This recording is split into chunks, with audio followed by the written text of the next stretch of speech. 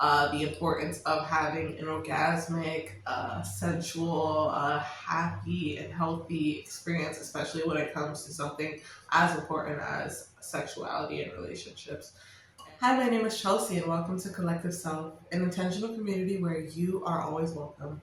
I am so happy to see you today. Today is the first episode of Sensual Sanctuary, which is based on an event I host in my city, Syracuse, where we talk about all things sex, love, and intimacy. I have a jar of questions here that have come straight from the in-person events I host, and if you are in Syracuse, don't be shy to look me up. I host them. These are women-only events. So if you are a man who's wanting to experience this, then possibly we down the line will be able to have co-ed events and even couples events. But for now, it is women only. And so with that being said, I'm going to choose a question. If you have any questions, feel free to leave them down below. Comments, concerns, I would be happy to answer them. It's one of my biggest blessings to be able to talk openly and candidly about my sexual experiences and the importance of having an orgasmic, sensual, happy, and healthy experience, especially when it comes to something as important as sexuality and relationships. And so let me choose this question. No more gabbing.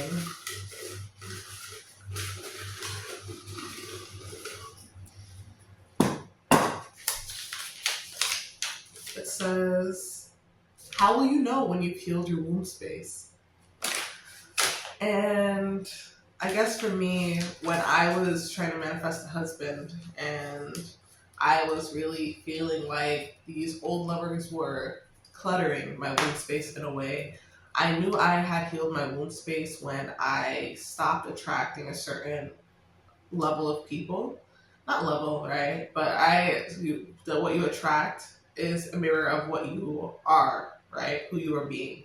And so when I stopped attracting a certain kind of man, I realized that, okay, I'm not being this certain type of person anymore. And even when I would come across them, right, because, a flower attracts all the bees, right, I would let them go gracefully. I didn't have to prove that I was better or different. I didn't feel obligated to interact based on flattery. I didn't feel obligated to interact to be nice. I really just was like, I know what's for me and I know what's not for me. So if you're bringing certain energy, if you're trying to have sex prematurely, if you are inconsistent, if you're not a solid person, if you're lying, if, any of those things, I was able to just be like, hey, I know this is not for me, and move on, and just know that even though I am looking for something specific, because I exist, that specific thing exists.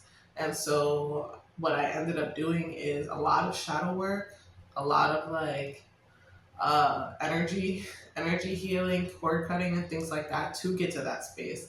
And the moment I knew that I was in a different space was when I was just attracting high quality men.